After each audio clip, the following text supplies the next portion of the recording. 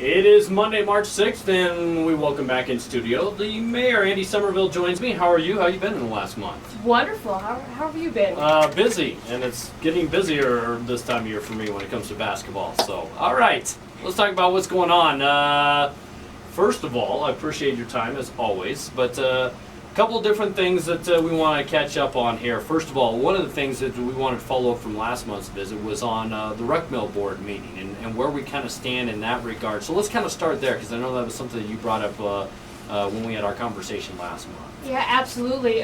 So the council took a look at recommendations to put forward to the Albany County Rec Mill Board for funding, and that is a mill that provides about $470,000 each year in funding to support community recreation programs.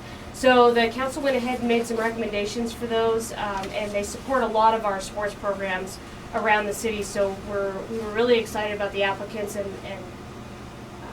people that applied for money this year. And so we've gone ahead and put that forward to the Albany County Rec Mill Board for approval, and we'll see what they do with it. Okay, so the next step will be on theirs, and then it'll come back to you guys, correct? Actually, no, it doesn't have to come back to us. They're the final say, and then we'll go from there, and we'll get that money out to those organizations. Some of these different ones, I know there's all kinds of different things. I know Legion Baseball benefits there's a variety of different ones. I know I'm leaving several out there, but that just comes off the top of my head. Just that one. So absolutely, it goes from everything from providing scholarships for programs at the rec center to, Big Brothers Big Sisters, hockey, baseball, basketball. The historic Laramie Railroad Depot had a request for funding, and there it really runs the gambit for the city. All right, so the approval's made. Now it's up to them. I wanted to ask you, of course, Dr. Nichols trying to improve some of the relations with the university across the state. They're in a big budget crunch, just like a lot of the state is. But it was interesting because you presented something to Dr. Nichols back in December when she held one of the listening sessions. Can you take us through what that was all about and trying to improve the relations between the university and city? Because I don't want to say they're strained or anything, but I think they can be better than they are at different points. Well, so first off, I want to start off by saying that I think the city right now and UW have an extraordinary relationship. We have a lot of trust in one another, and we've been working really well together. Okay. But I have to say that we're all very excited about Dr. Nichols being here and her attitude towards community engagement and what a community relationship looks like. So in December, when she held her strategic listening session, I just went as an opportunity for council members, any of us could have gone and presented comments, for UW to take into consideration when they're forming their strategic plan. And one of the things that I really wanted to point out was I want them to include community engagement as part of that strategic plan. How does the university continue to engage with the community, continue to offer services and partnerships with the community, and do all of those things? And I wanted to make sure that the people that are making that plan put that, kind of memorialize that going forward. It would be very powerful to have that mentioned in their strategic plan, because that kind of gets away from whoever is in the seat.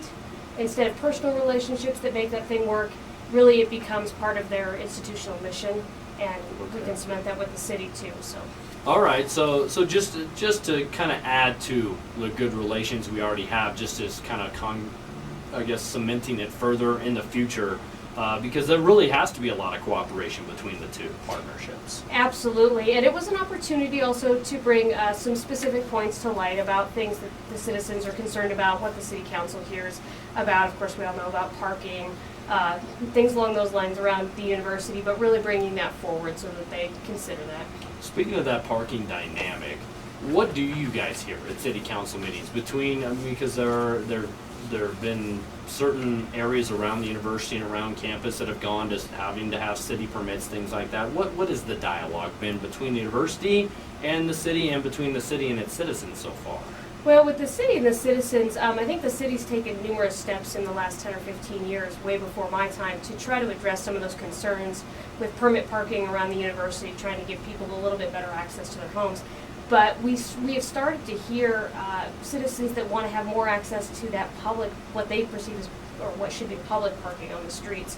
Mm-hmm. So we found that conversation is coming up again, and having these two different sides of residents that want to have access to their parking versus people that want to be able to park on public streets. and what do we do with that? We know that that's part of a much bigger conversation with UW regarding their transportation system, their park and ride lots, things along those lines, and how they figure parking into their new construction. That's all part of a much bigger conversation that we need to push forward on, and I think we can do that with Dr. Nichols and her staff. Yeah, and a couple different things come to mind with parking. You know, you think about just so much construction that's gone on the north side of campus, right there on Lewis Street. Obviously, they did away with the four-way stop sign and the stop light, I should say, at 9th and Lewis, but that seems almost like it could almost be cut off and put into a pedestrian type of a mall, almost. Well, UW has some long-term plans for Lewis Street. Okay. And as they continue to work through their strategic plan, we'll probably get more clarity on what they plan to do on the north end of campus and what that looks like. But every time you build a new building, it puts more pressure on parking in the surrounding neighborhoods out there. And so we have to be cognizant of that as well when we're working with UW and trying to realize that we have a major university smack up against a residential neighborhood, and making everybody happy and giving everybody access is a tricky balance at best. What did you think, and I don't know how closely you paid attention to, probably more than I did, about the proposal that came up in the legislature about shutting down 15th between Ivinson and Willett there? That could have, I know it didn't pass, but the idea that it got brought up by someone who's not even here in the county and representing Laramie was astounding to me. It was definitely surprising, I think. I know that it was certainly not City of Laramie's idea to do that. I don't think it was the University of Wyoming's idea, but I won't speak for them. So to have that come from the legislature is pretty surprising. And of course, we're going to work with all of our partners, including the legislature, but vacating 15th Street from Ivinson to Willett will be, if the legislature directs us to have that conversation, we'll have it. But that's a pretty tall order, and there's a lot of things that would have to be mitigated there.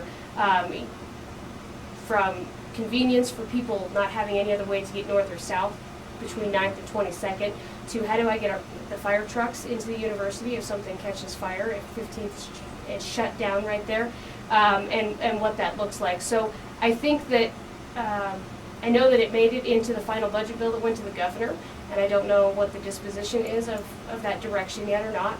But if it's still there and that's the direction from the legislature and the governor, then we will take a look and have those conversations. But I want to assure people that from the city's end, I think that's going to be a public process, and I think UW would agree with that. We're going to have public meetings, and we're going to get public input, so we can take that all back and package it up and take it back to the legislature and say, this is what the citizens of Laramie say about this. Yeah, I don't think you're going to get a lot of favorable reaction from the citizens on that one. And if it were to happen, I brought up the fact that we'd have to have some sort of assurances from the state to fortify 9th and 22nd, because you would just have so much more vehicle traffic on those roads. It would completely change the traffic pattern in the city for sure. But you know, on a lighter-hearted note, maybe this is the time to dream big. If the legislature really wants to shut down 15th Street and they think that that's something that they need to push forward, what does a overpass look like from Lewis, a car overpass and pedestrian tunnels going under 15th Street? What does that look like? Kind of think without the checkbook idea. You know, if you're going to dream big. Why not? And take that to the legislature. Yeah, exactly. Let them spend the money at the bigger stuff. We're talking with Mayor Andy Summerville, our monthly visit here on the program. It's Laramie Live on KOWB. All right, so we had a couple of those. One of the bigger things that's starting to pop up here, it's not quite to you guys yet, but the Casper Aquifer. We've heard about this for the last 15 years or so, maybe a little bit more than that, going back to right around 2000, and trying to preserve that with the protection of the drinking water. I'm sure you're very well aware that it's in the hands of the City Planning Commission at this point in time. What have you had any discussions, any thoughts on what's going on with, you know, Spradley Bar trying to relocate to a mission out there, and then what the Citizens for Clean Water are trying to do by protecting that? Sure. So the Casper Aquifer is something that it's heated. People feel very passionately about it, rightly so. So you're correct in saying that the conversation that's in front of the Planning Commission right now is some modifications to the Casper Aquifer Protection Plan on the prohibited use table. So right now, Spradley Bar could not locate on there without some modifications to that, because car dealerships are prohibited. And so the proposal that's in front of Planning Commission right now is whether we should look at changing those prohibited uses based on some engineering specs and some other things. No, it hasn't come to City Council yet, but we have certainly heard loud and clear from citizens already. We heard from citizens at the ward meetings. We've had a lot of contact through email, at least I can say that I have, with citizens that really are not interested in us doing this. At the same time, we really hope that we can find somewhere for, if Bradley Bar needs to move locations, we want to help them move to a different spot in the community that meets their needs, because we certainly don't want to lose any businesses or employees right now.